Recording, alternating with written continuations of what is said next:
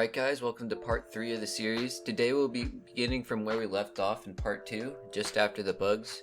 You'll notice that Slipkick is padding around as well as an eye. In order to stay safe in this area, there are 2 cracks on the wall that we'll be using for positioning purposes. Staying to the left of this crack here will keep Slipkick from aggroing you when he's walking past the 2 Reavers seen here.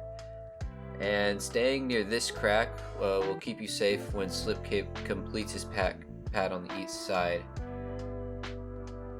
Just ping pong between these 2 spots and you'll be fine.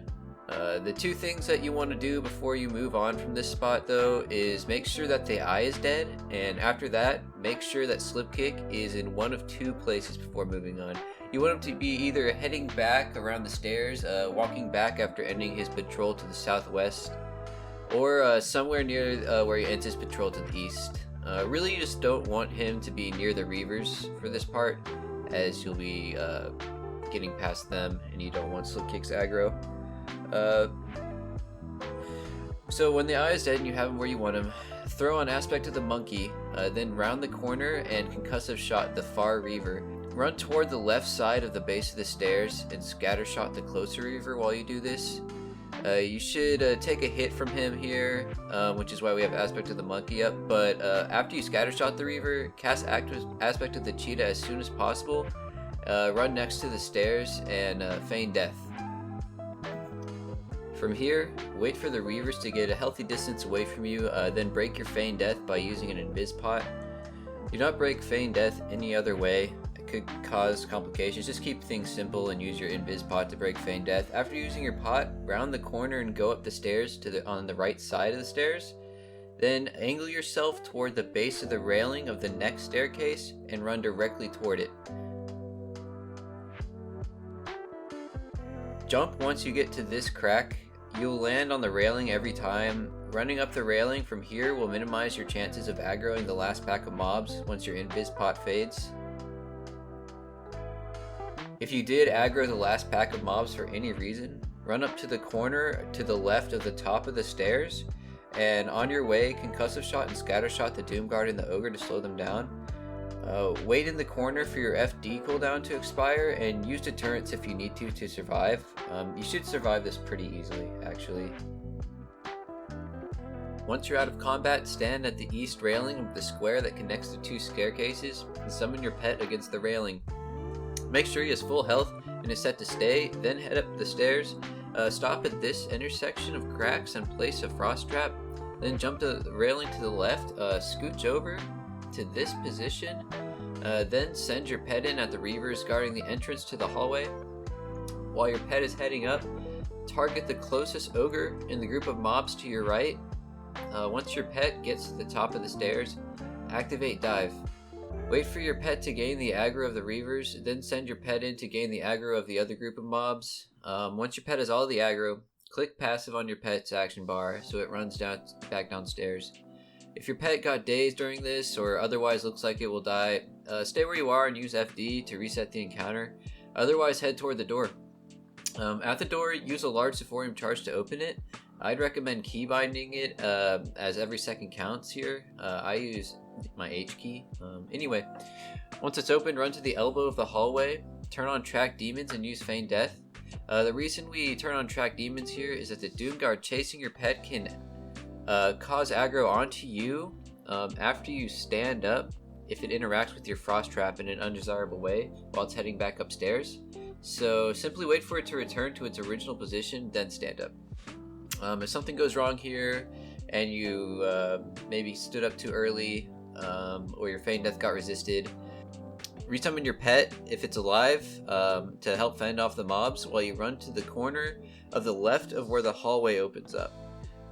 While standing at this corner, just try to survive. Use deterrents and health pots. You'll probably need to do that, and just wait for your feign death cooldown to expire, and once it does feign death, then you're good to go. If everything's good and you're in the hallway with no aggro, bring your pet to full health and put it on stay in this location. You want it to line of sight the next group of mobs when it comes back. Anyway, wait for the 15-second rule, send it in with dive. Once it has aggro, set your pet to passive so it runs back. run past the mobs, turn this corner and feign death. Make sure you're positioned on this crack before calling your pet and putting it on stay.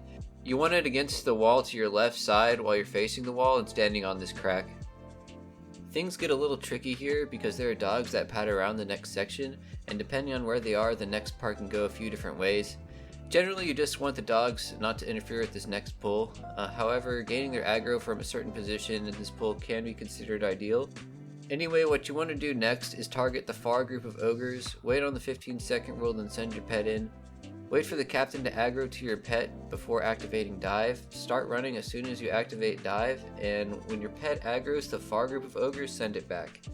If something goes wrong here, you can feign death over in the corner to the left, reset your pet, put it on stay, place the frost trap at the corner between you and the ogres, and pull them back with your pet as you run past. Either way, you want to run past where the ogres are positioned, and after you do, you want to feign death in one of two locations depending on where the dogs are. If the dogs are in the lower section, feign death to the left of the break in the elevated platform that King is on. Or if the dogs are on the platform and you think you can catch them, feign death at the top of the stairs and engage them there. One final note before moving on is that if the dogs are behind the group of ogres, whenever you pull the ogres with your pet, you can deterrence kite the dogs instead of waiting on them.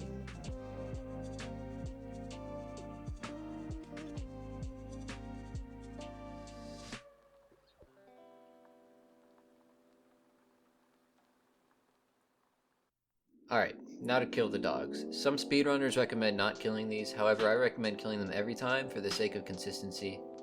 Anyway, there are 3 reliable ways to engage them, depending on their positioning. If they're heading up to the platform from below, you can set up a frost trap on the left side where the platform is broken, then engage them from the top of the platform. Have them run up and then jump down when they get close to you to begin the kite.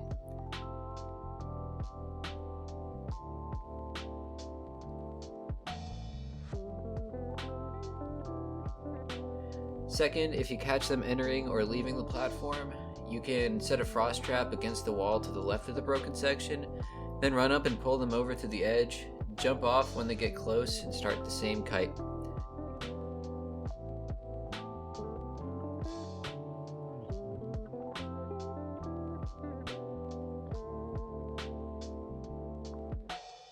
The third way you can do this, and I found that this is the best way to do it, is you can place a frost trap at the top of the stairs and pull them as they round from behind the king. Any of these ways to begin the encounter will do. After the encounter has started, the general strategy is the same. The strategy is to kite them between the top of the stairs and the broken section of the platform while utilizing jumps and aspect of the cheetah to stay away from them. Keep concussive shot and scatter shot on cooldown, and anytime they get close enough to you, throw aspect of the monkey on and hit them with wing clip. You do not want to fight them in melee range. If something goes wrong and you need to use feign death for any reason, do not attempt to continue the fight. Having your feign death on cooldown during this fight because you wanted to lose their aggro for a second before continuing to get more damage in, just to get them away from you for a second. This can easily cost you a death if they catch up to you in a bad position and you don't have your feign death. That's about it for the tips for the fights. The following is some examples of how to do this.